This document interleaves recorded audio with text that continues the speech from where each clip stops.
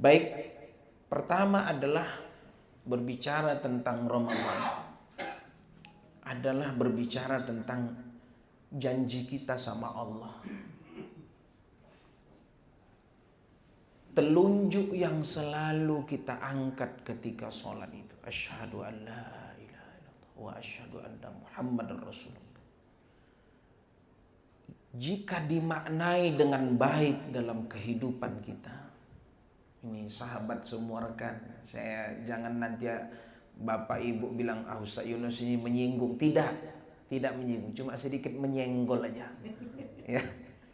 Jadi syahadah itu bagi seorang muslim itu sebenarnya ikrar janji, sumpah dia di hadapan Allah.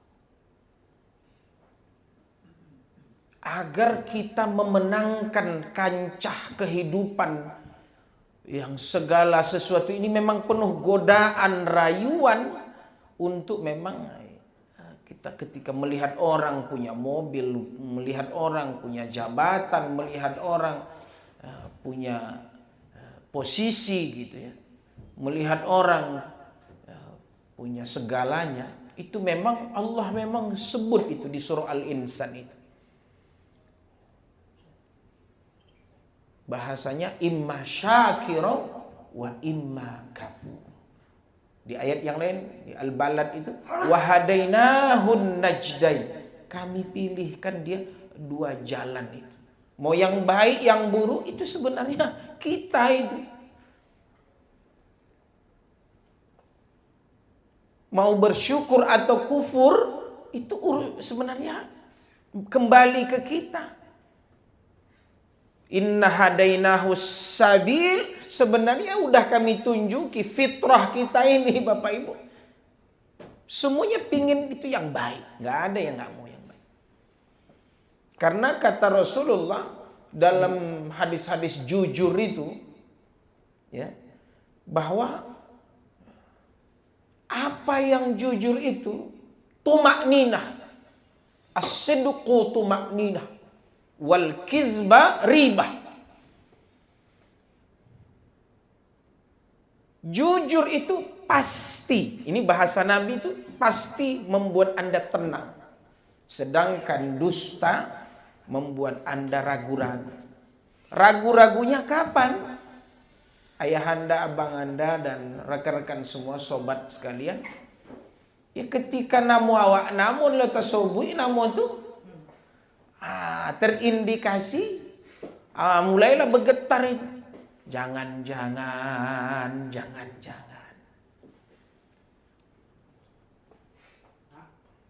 Jadi kata Rasulullah SAW, jujur itu tumakninah. Wal kizba ribah.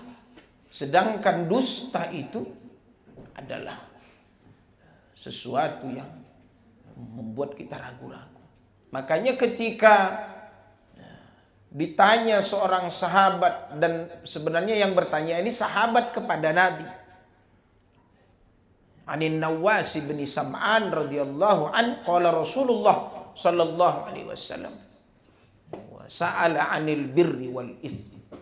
Ditanya Nabi, apa itu kebaikan? Lalu kata Nabi, husnul khuluq. Nabi kok menjawabnya kebaikan itu akhlak yang baik, bukan sholat tepat waktu gitu kan. Bukan misalkan zakatmu keluarkan. Zikir sebanyak-banyaknya. Di poin itu kata Nabi adalah kebaikan itu, bakti yang sesungguhnya itu adalah akhlak yang baik, husnul khuluq. Lalu ketika Nabi ditanya anil itsmi, apa itu dosa? Kata Nabi, al itsmu ma haka fi nafsik wa karihta ayyattali'a alaihi nas. Sedangkan dosa adalah sesuatu yang kau benci untuk ditengok orang. Takut ketahuan. Apa yang membuat jiwamu tidak tenang. Itu Kata Nabi begitu. Jadi ketika disebut akhlak yang baik itu adalah pahala yang dahsyat, bakti seorang mukmin yang baik. Kemudian ketika bicara dosa, definisinya adalah sesuatu yang membuat hidupmu nggak akan bahagia, nggak akan tenang. Ya walaupun kotak tisu itu isinya duit, kertas kado itu isinya duit, tapi kan kemana-mana itu terpikir.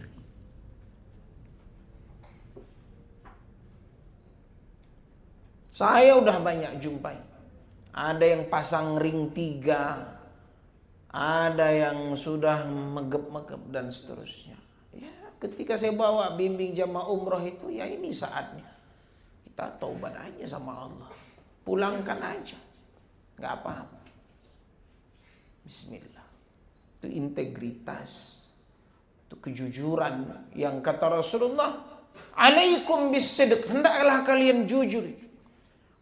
Hendaklah kalian supaya kalian betul-betul, kalau bahasa definisinya jujur itu kesesuaian antara ucapan dan perbuatan. Itu mulai dari kata ulama, satu, jujur niat.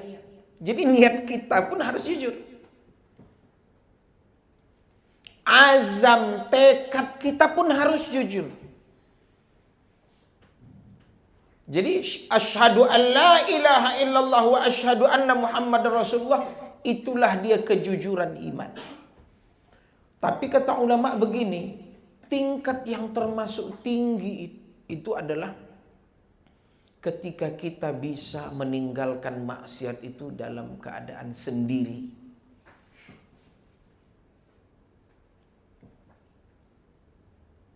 Maka apa kata ulama? Orang yang meninggalkan maksiat karena manusia itu riya. Dan orang yang mengerjakan maksiat karena manusia syirik. Dan orang yang ikhlas adalah orang yang Allah bebaskan dia dari dua hal ini.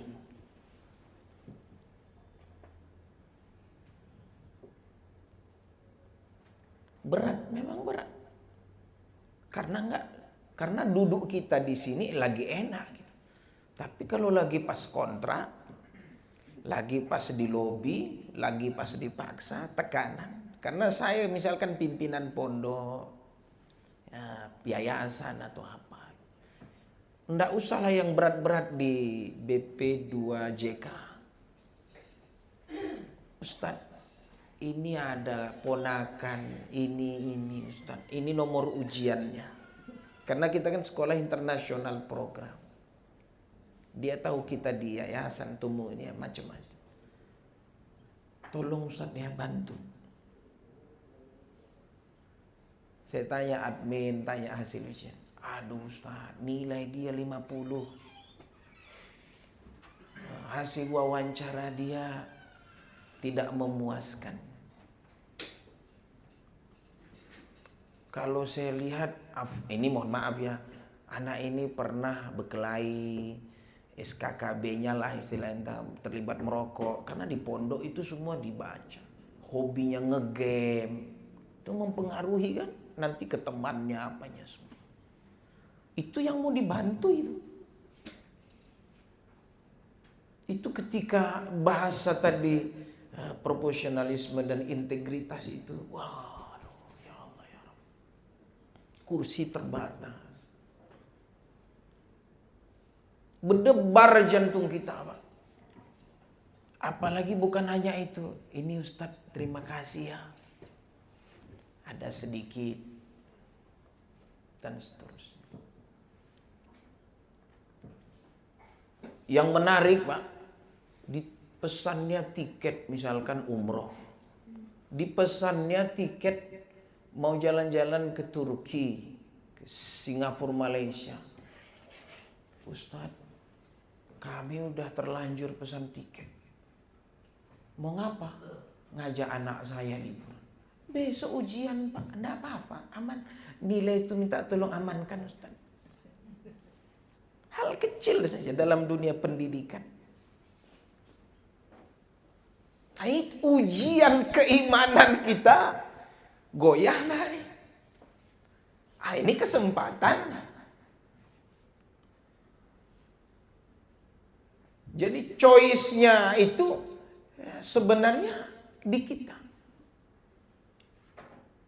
Dan itu selalu menghantui hidup kita. Yang apa tadi? Yang nggak bisa kita beli itu, jadi harta memang bisa beli, ya misalkan beli minum, makan, misalkan makanan. Tapi yang nggak bisa dibeli harta itu enak, nggak bisa. Kita bisa beli uang, itu mobil, tempat tidur. Tapi yang nggak bisa kita beli dari tempat tidur itu adalah tidur. Onggok misalkan duit itu di koper di bawah kasur, tapi yang di atas kasur itu matanya nggak bisa tidur. Bada. Sampai kau gali pun 100 meter ke bawah tanah, kau masukkan ke apa namanya itu ya, bunker, tetap ada wujudnya, bergetar.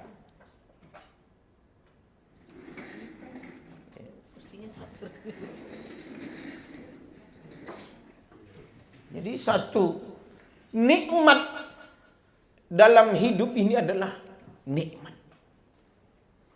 60 tahun ya, apalah itu. Tapi kalau jantung ini macam gedak-geduk. Menengok orang udah macam menengok duit aja semua. Dak. Begitu sholat tak tersebut Al-Fatihah itu lagi. Begitu salam tak tahu berapa rakaat. Tuntutan itu kita yang menentukan. Jadi dalam dunia waqul malu bekerjalah itu, saya ingin sampaikan ayahanda, abang, kakak, tentukan tujuan hidup kita. Itu yang kata Nabi cerdas.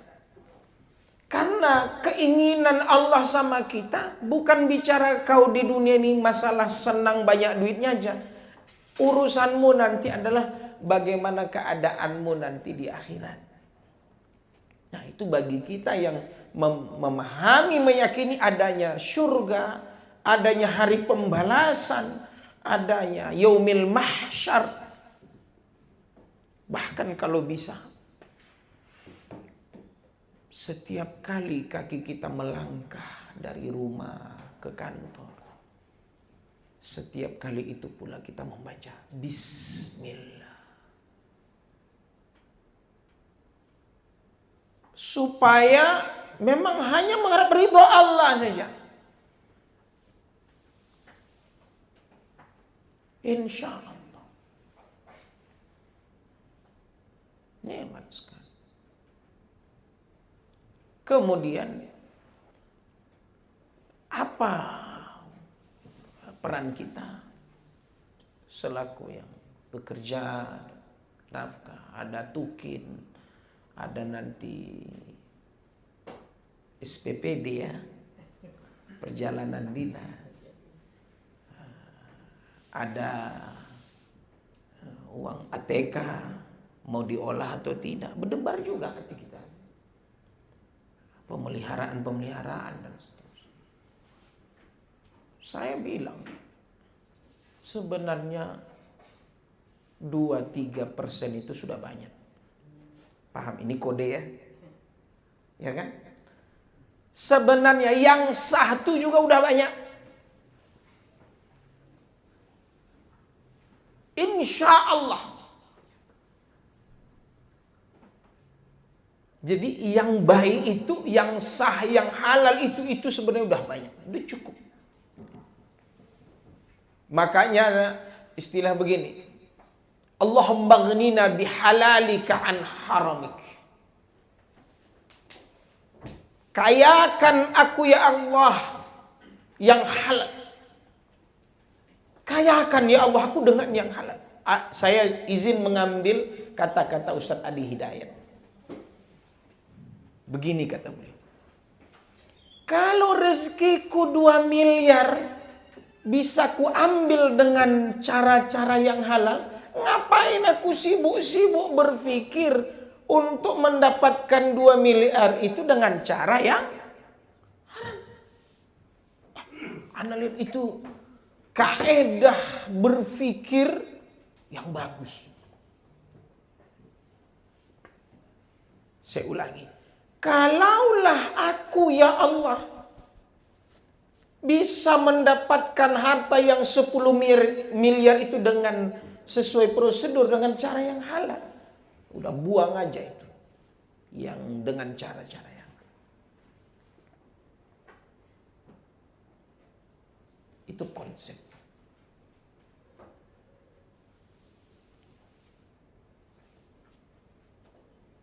Kemudian apa kata ulama? Udah hampir jam 10. Qanaah. Saya bahas sedikit. Qanaah itu adalah ridha, nerimo, kata orang Jawa, nerimo atas pemberian Allah walaupun sedikit.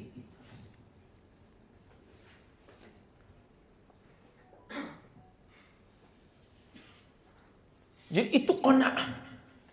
Jadi dalam dunia pabrik uang, PU, ya, pekerjaan umum, ya, agar kita, kalau kata Ustaz Somad, agar antum nggak makan aspal katanya kan. Dalam dunia pelelangan dan kontrak semua. Jadi qanaah itu mesin yang dahsyat yang harus nempel di hati kita. Jadi begini, ada bahasa qanaah itu gini, bahasa Arabnya begini. Tarkut tasyawuf bil mafkud wal istighna bil mawjud. Kalau mau qanaah, jangan kau cari yang tak ada. Kan kita biasanya gitu kan. Apalagi udah suami istri. Ya. Masa cuma ini, aku pinginnya soto gitu kan. Padahal aku kepinginnya jus kok teh. Pada yang ada aja dulu habiskan gitu. Yang nggak ada jangan dicari. Kesalnya kita suami istri misalkan itu apa? Ketika si istri meminta yang nggak sanggup dipenuhi oleh suaminya.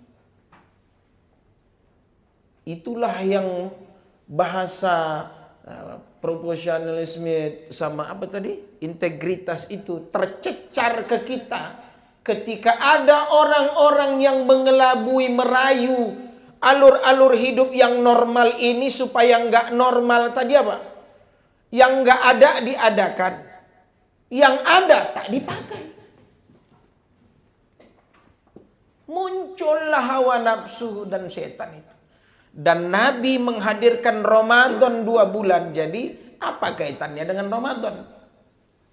Kita ambil logikanya. Ramadan itu adalah 2 hal yang Allah ambil. Itu pun tak 24 jam. Coba saya tanya kita nih bang yang laki-laki. Hidup ini cuma 2-nya yang mau kita kejar. Ini hitung-hitung laki-laki, bukan hitungan Islam. 1, perut. Yang kedua, hawa nafsu tersalurkan. Biar nggak liar. Ya kalau liar, kau carilah. Yang mangga, yang apel di hotel sana. Banyak. Tapi 2 itulah yang Rasulullah takar di Ramadan. Namanya imsak. Jangan kau makan minum dari terbit fajar sampai asar. Masuk maghrib. Begitu azan barulah. Jangan kau coba-coba berhubungan suami istri. Kalau ndak 60 hari kau puasa ganti itu. Kafaratnya itu. Memerdekakan budak. Ya kalau ada duit bisa memberikan fakir miskin. Tapi suruh puasa 2 bulan.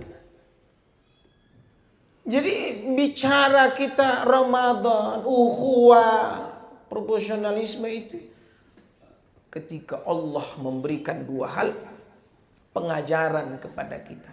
Puasalah perutmu, tapi puasa jugalah hawa nafsu syahwat.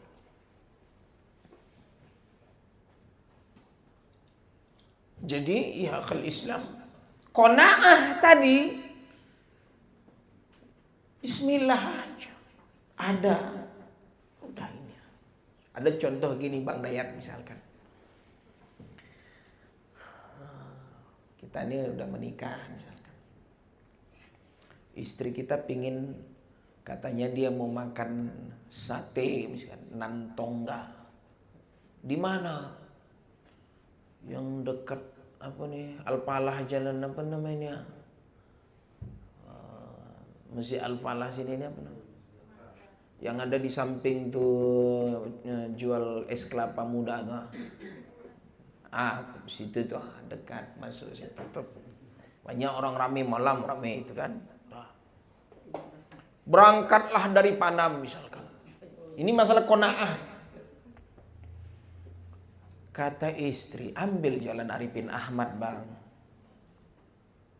Kata suami, udah dari Nangka aja. Suami ini kan Baga. Diambilnya juga dari Nangka. Macet. Kira-kira apa kata si istri? Gimana? Coba saya mau nengok perempuan merepet. Itu kan. Coba tadi kau buka sedikit telinga kau ikuti suara hati istrimu yang lembut ini. Tapi bunyi krak-krak. Mau dikunyah suami. Nah, pakang. Tapi bisa nggak kira-kira diulang balik? Alah. Tapi kira-kira kalau sempat si istri nggak apa-apa, ya kita nikmati aja. Itu qanaah banget. Dapat pasangan begitu keren habis, keren. Iya.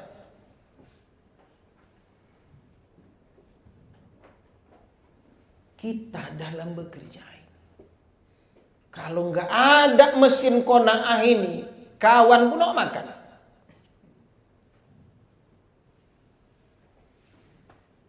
Duit dia, jabatan dia, sikut. Kenapa? Aku pingin seperti dia. Nggak usah.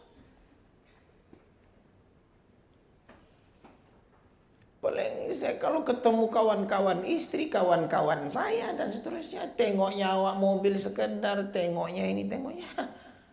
Awas bangga juga. Alhamdulillah ada kawanku, kawan istriku kaya. Alhamdulillah. Kita nggak tahu dari mana Allah memberikan kelebihan kepada kita.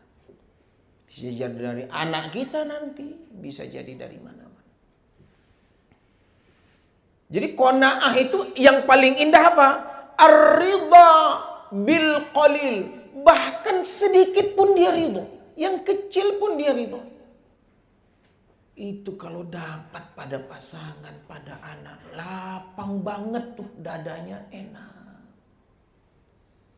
Gak apa-apa lah ya. Nah, duit jajannya cuma segini. Bagi-bagilah. Iya mah. Kawan-kawan, setelah kita lakukan pelelangan, kita kumpulkan duit ini. Inilah lagi. Udah selesai kontrak, sudah semua orang tuh datang ngasih THR kita, katanya ini untuk bagi-bagi, katanya ada. Alhamdulillah. Misal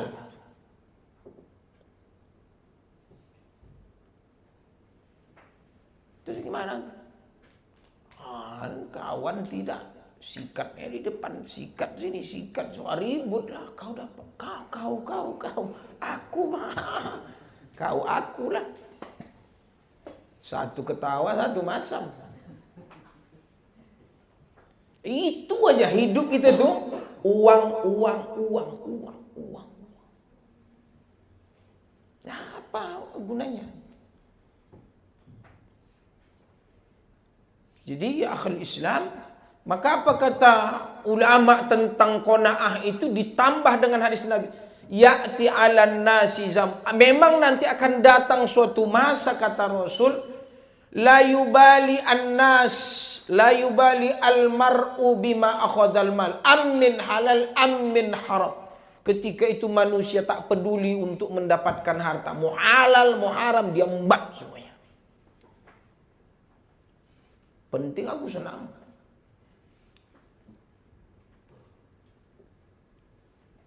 Jangan.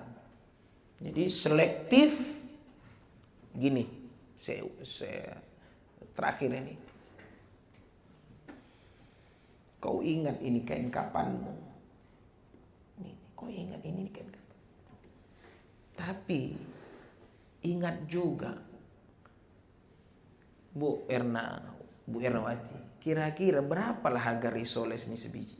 Paling mahal 3.000. Paling mahal. Bayam seikat berapa? 3.000, 4.000. Udahlah anak-anak muda nih, mie gacoan sepiring berapa? Itu lagi awak tanya ya kan? Yang suka ngopi, kopi paling mahal lah ada 30.000. Anggaplah 30 sampai 50.000 di bandara. Kopi aren. Ini bukan hanya bicara harga. Ini bicara dari mana uang itu kau beli untuk membeli bayam yang lewat di depan rumahmu, dibawa, dipilih, dibawa, dibayar harganya 2.500-nya. Kalau ke pasar pagi 5.000 3 ikat. Di pesiang itu apa Bang Dayat namanya? Di pute apalah ini bahasa. Ya apa namanya? Ya dibuang tangkai kasarnya, dimasukkan ke tapisan, direndam biar jatuh pasirnya, diiris bawang, iris juga entah cabai itu kan, masukkan rebus. Bayangkan ayahanda, Bang, yang kau punya istri, punya anak, punya perut, punya tenggorokan, punya mulut, direbus itu sama pembantumu, sama istrimu, disantap di meja makan. Tapi 2.500 itu dari yang haram, menjadilah darah daging, tenaga, keringat, tapi haram. Pikirkan kau itu.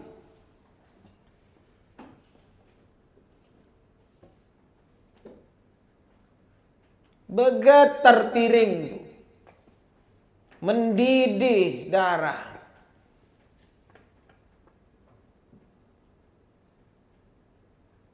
Itu 2.500. Kalau 25 juta,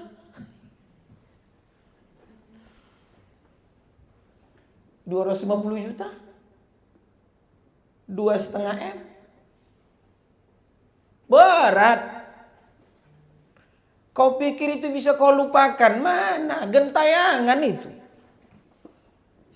Yang bisa membuat itu semacam ikan asin sama kepala ikan teri. Sebanyak-banyak itu hanya yang udah bebal hatinya itu. Tak ada lagi. Memang qasat qulubukum itu. Fi qulubihim marad fazadahumullahu, udah kronis, bebal. Jadi Ramadan itu Allah suruhlah kita ini, bersaudaralah kalian. Urusan rezeki aku yang mengatur. Cukup tak cukup sebenarnya itu tergantung kau saja. Gimana mau cukup? Harga jam tangan 50 juta. Sepatu 2,5 juta. Mobil kredit 10 juta sebulan. Ya kalau memang kau sanggupnya beli Samsung sekian harganya 2,5 juta, beli aja 2,5 juta. Itulah ayah mak kita dulu. Kenapa? Berkah. Makanya Nabi bilang, qad ja'akum syahrun mubarak. Telah datang kepada kalian bulan berkah. Itu ambil itu. Untuk jadi pedoman hidup kita. Apa arti berkah? 1, bertambah. 2, berkembang. Apanya bertambah? Kebaikannya. Contoh.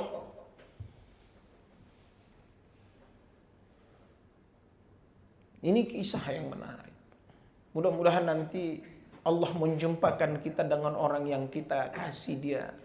Kita titipkan dia tak seberapa dari infak kita. Saya baca kisah. Dia ini buru-buru jadi naik Gojek. Pesannya lah Gojek, Grab, Max. Naik apa dia? Naik mobil. Masuk kantor. Sebelum masuk dibayar berapa? Cuma yang dilebihkan 5.000, 15 kasih, tak ada duit 15. Dah lebihnya sama bapak. Hari itu pergi dia balik ke rumah untuk ngantar anak sekolah. Karena kau lebihkan 5.000, dilebihkan ayahnya jajan untuk anaknya. Senanglah anaknya. Dari 1.000 jadi 2.000. Ting ting ting ting. Masya Allah. Ayah aku baik. Dilebihkannya aku 1.000. Pergi dia ke sekolah. Rupanya dia pernah berniat. Nanti kalau aku ada duitku jajan, mau ku traktir kawanku. Hari itu dijumpainya bestinya. Ayo besti jajan, pergi kita ke kantin. Ngapa? Aku punya duit 2.000.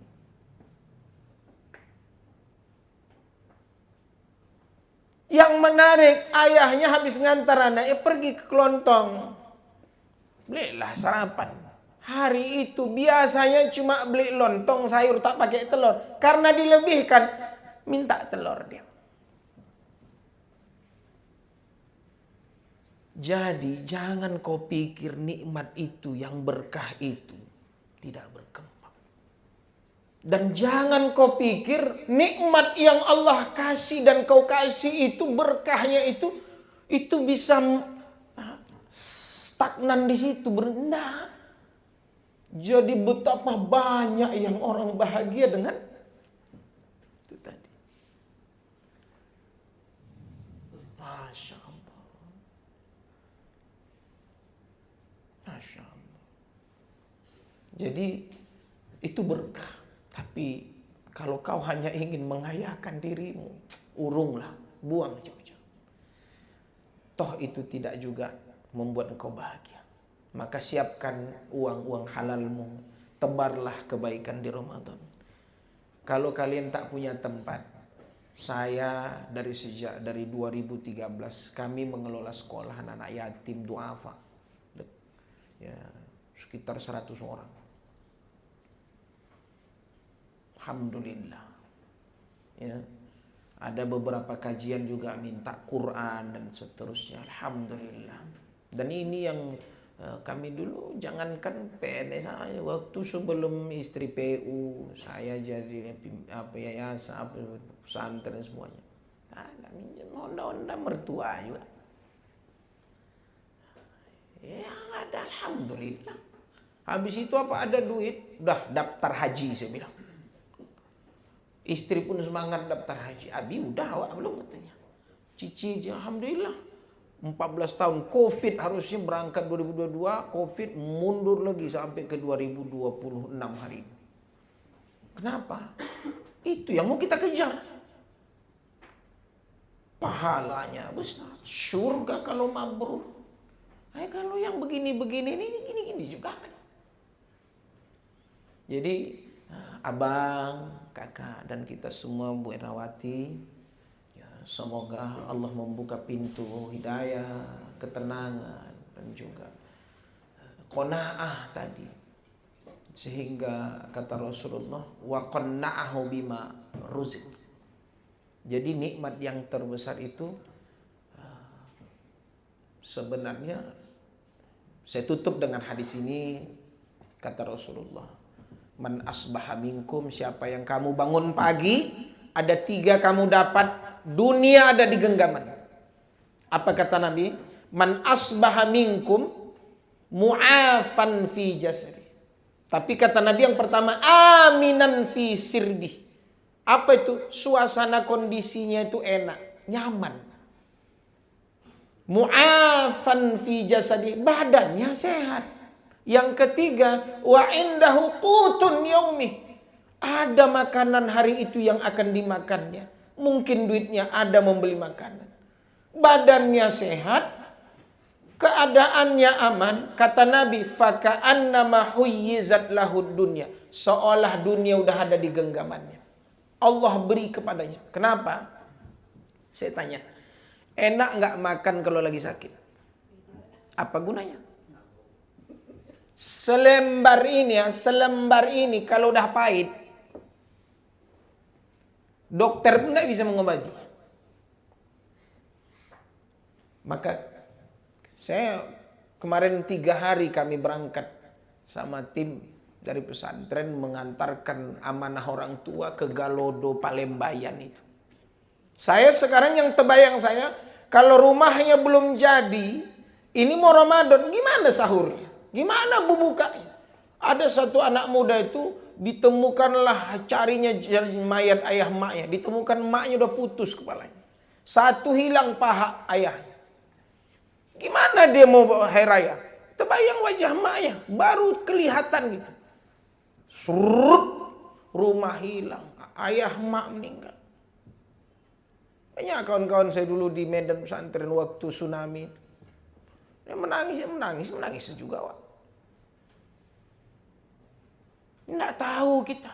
Jadi nikmati yang Allah rezekikan pada kita. Gunakan di jalan Allah. Jadi syukur itu ada 4. Ucapkan alhamdulillah. Akui bahwa Allah yang ngasih rezeki.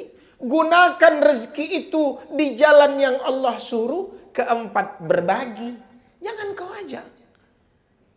Itu berkah. Marhaban ya Ramadan. Kita saling memaafkan. Jangan busuk hati. Lapangkan dada. Kawan itu lebih mahal dari uang. Dia yang akan memandu jenazah kita. Terutama abang kakak adik kita. Ya, jangan sombong. Angkuh. Kalau udah kaki tengkak, udah tua, udah pensiun. Besok kita butuh mereka. Ya.